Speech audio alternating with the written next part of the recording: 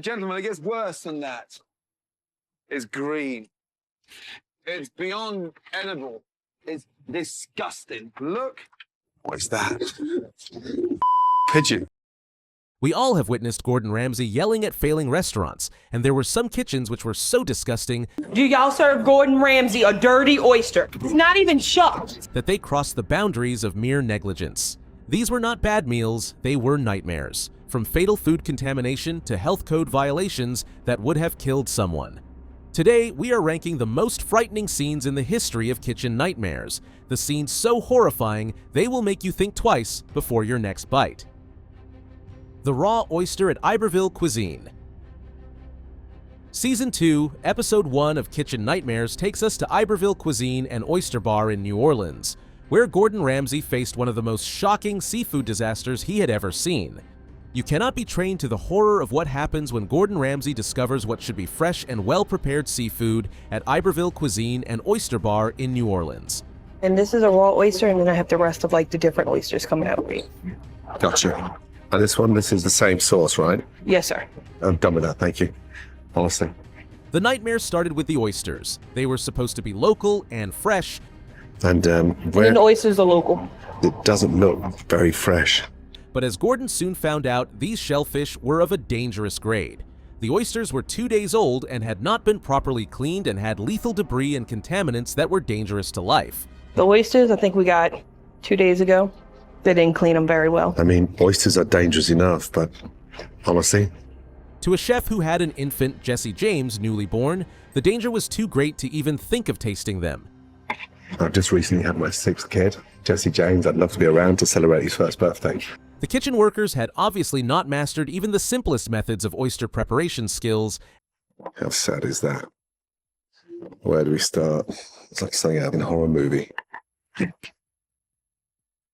and made an embarrassing spectacle of incompetence. No. Hayley, is that frozen spinach? Yes, sir. And the second one's got what in there? As soon as the grilled oyster came, the reaction of Gordon showed the horror of what was emerging in his view. It's butter, but it's not real butter. It's margarine. Margarine on an oyster? Yes, sir. Why? It's cheaper than real butter. No. Oh my God. The food was nightmarish with frozen spinach in place of fresh produce and margarine in place of actual butter, a cost-saving strategy that was an example of the unsafe priorities of the restaurant.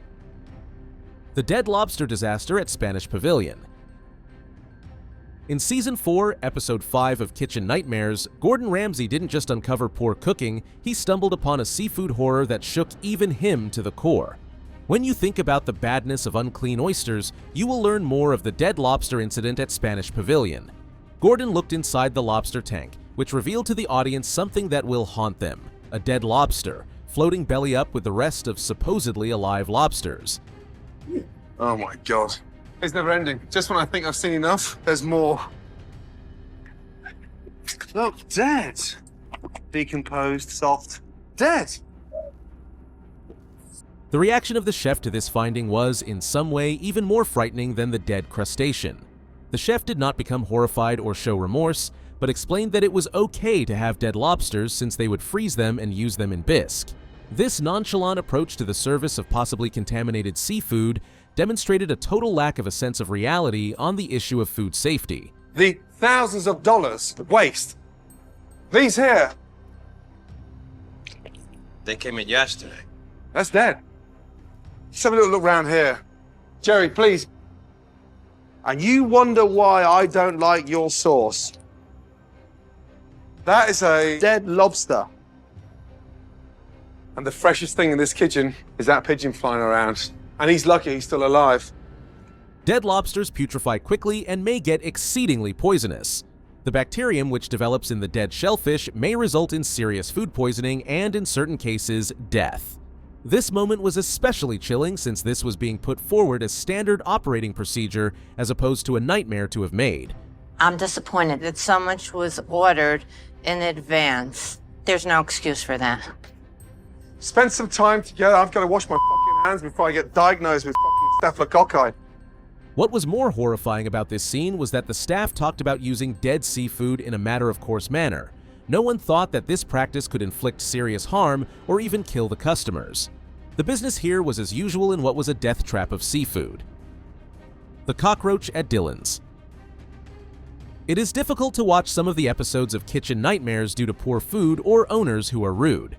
The episode 2 season 1 with Dylan was not that easy to follow, as it was more like a horror movie. The kitchen was not dirty, it was a living organism of pollution and rot. What's that smell? What? What is that? Is that for rats or mice? No. Food for the catch a rat. So we have got rats here. Rat is all over the place. The nightmare scenario that Gordon had inspected appeared too horrible to be true. Cockroaches were not just in the kitchen, they had overrun the kitchen like a fighting force. The droppings of mice and rats were sprayed all over food preparation zones, making minefield contamination. I got one in my fucking hair. It's cockroaches. Boxes full of them. Look. Look at them all. Oh my God, look. There they are there, in refrigeration. Oh, oh my God. Oh no. Look at that! Oh my God, look at them. The meat and vegetables were not merely old, but were actually in the process of decomposing, and their odor was so offensive that Gordon was positively compelled to resume his inspection. Cross-contamination was not an isolated issue. It was the order of the day in a kitchen where nothing was safe to bacterial attack. Look, Mohammed, I mean, it's not even a pepper. It's rotten. I'm worried about the flies in the dining room. I know where they're fucking breeding now. Look at it. I've eaten here. Come on. The most terrifying aspect wasn't the visible contamination, it was imagining all the invisible dangers lurking in every dish that came out of that kitchen. The cement bean at Fiesta Sunrise. Often the most gruesome findings are made in the most unlikely ways. In Season 2, Episode 9, Fiesta Sunrise, Gordon came across a discovery that could have been subject of a science experiment gone awry. A bucket of refried beans that had turned into something that looked like solid cement. The burritos. What's that one? The chicken enchiladas. Oh, how? Oh my God. What's that? That was the ground beef. Ground beef? Half of it's fucking fat, you idiot. It's fatter than you. These were no ordinary beans, they had attained a naturalness of beans that was impossible. By the time Gordon took them off the walk-in fridge, they had solidified to the extent that they could most likely have been made building material instead of food. What's that?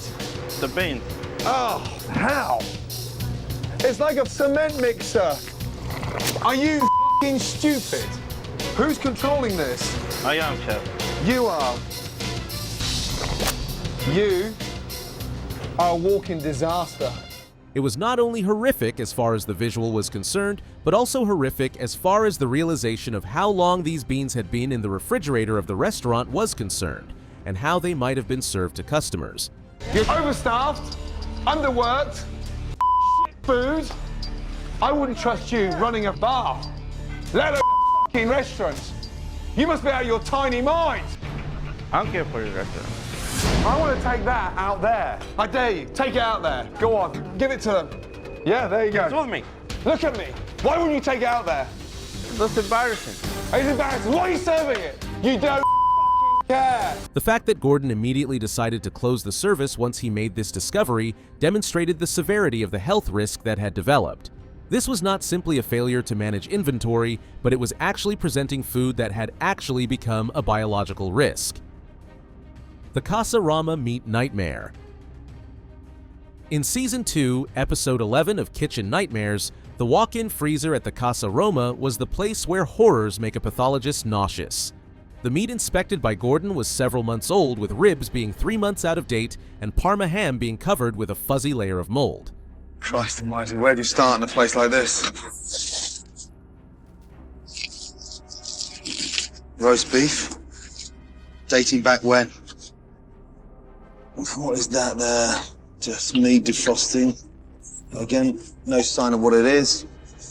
This was so disgusting that Gordon Ramsay, a man who has witnessed thousands of kitchen disasters, did vomit.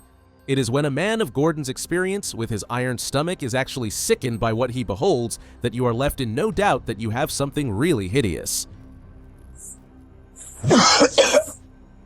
The ribs of the 3-month-old baby were not only old, but were a scientific experiment in decay. The mold on the Parma ham had created its own ecosystem, turning what should have been cured meat into something that belonged in a laboratory rather than a kitchen. Whoa, fucking hell. That's just over 3 months old. Jesus Christ almighty. The most terrifying aspect of this discovery was the casual way the restaurant had allowed this contamination to persist. This wasn't a recent oversight. This was systematic neglect that had been going on for months, with potentially deadly consequences for anyone who consumed food prepared in this environment. The original rotten scallop at Bonaparte's. The scariest moments sometimes are those that establish the tone of what has happened afterwards. In the first episode of Kitchen Nightmares UK, Gordon ate scallops at Bonaparte's that were so bad that they simply sent him to the toilet. That's your signature dish, which is scallops with deep fried parma and black pudding sauce hollandaise. Certainly looks okay. What do you think?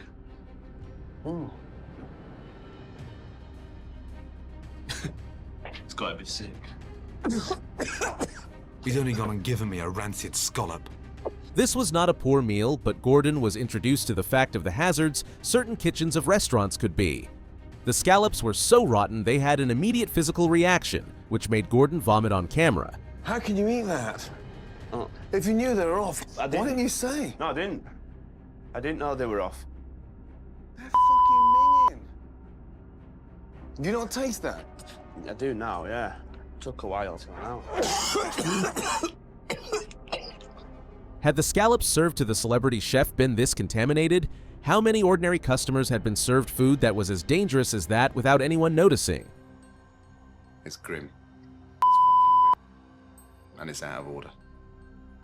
Well, I didn't realise it was fucking off. So, I suppose it's my fault, really. This scene established the frightening mood of what Kitchen Nightmares would turn into, a show that demonstrated how dangerously some restaurants were to the point of literally poisoning their clients.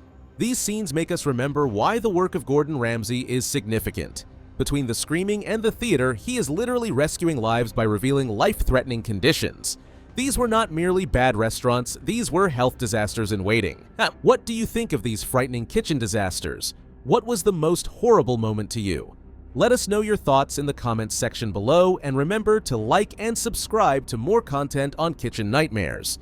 Believe me, there are several more nightmare kitchens than these.